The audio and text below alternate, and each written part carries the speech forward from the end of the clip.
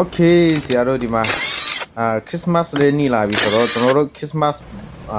discount အနေနဲ့ကျွန်တော်တို့ဒီဟာ RS website ကိုကျွန်တော်တို့ racing blog နဲ့ racing head ကျွန်တော်တို့ထည့်နေရเนาะဒီမှာဆိုလို့ရှိရင် Christmas နဲ့ discount လေးချပြီဆိုတော့ဒီမှာတိုက်တလို့လာပြင်လို့ရတယ်เนาะဒီ Christmas အတွင်းကိုကျွန်တော်တို့ discount တွေချပေးတယ်เนาะဒီ racing blog နဲ့ racing head ဆိုလို့ရှိရင်ကျွန်တော်ဒီမှာracing blog happy ပြီဆိုတော့ဒီမှာဆိုလို့ရှိရင်ဒီမှာဘာစီဒီတိုက်ပချင်းဒီအဲ့လိုလေးရတယ်ကျွန်တော်တို့ဒီscrew ထည့်တဲ့အချိန်မှာဆိုလို့ရှိရင်မင်းနဲ့တေချာလေးအဲ့လိုချက်မယ် pro တောင်းအဲ့လိုမဟုတ်ဘူးဆိုလို့ရှိရင် screw ကပြုတ်ကျတာတယ်เนาะဒီမှာအနေအထောင်တစ်ချက်ရှူလိုက်ဘယ်လောက်ထားတယ်လဲဘယ်လောက်မိုက်တယ်လဲเนาะဒီမှာတိုက်ပချင်းထည့်မယ်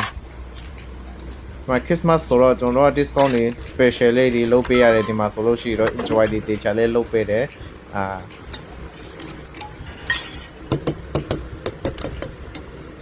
ဒီမှာ cap ထဲတဲ့အချိန်မှာဆိုလို့ရှိရင်ဘယ်လို marquee ကိုဘယ်လိုချင်ရမလဲဘယ်လိုလုပ်ရမလဲဆိုတဲ့ဟာကိုကျွန်တော်တစ်ချက်ရှူကြရအောင်เนาะအားလုံးကိုကျေးဇူးတင်တယ်เนาะ Merry Christmas ပါ